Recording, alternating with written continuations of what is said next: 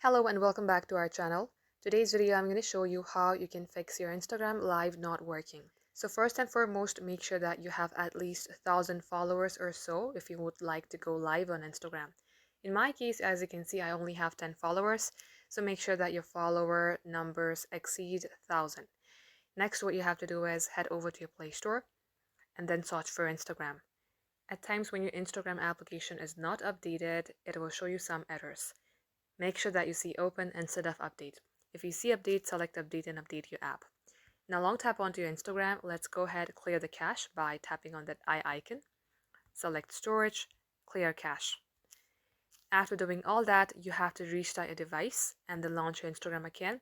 Try going live again. If it's still not working, then you're going to have to report this problem. So select three bar icon on your top right. At the settings page, scroll all the way below and in here select help. Now select report a problem. Select report a problem again, include and continue. Here type in that even though you have 1,000 followers, you are not being able to go live. If you have a screenshot that you would like to attach, select this screenshot or a upload button, then select send. As you do that, you will get a notification soon and you will also get a reply to your message. So guys, this is how you can fix it. Thank you for watching.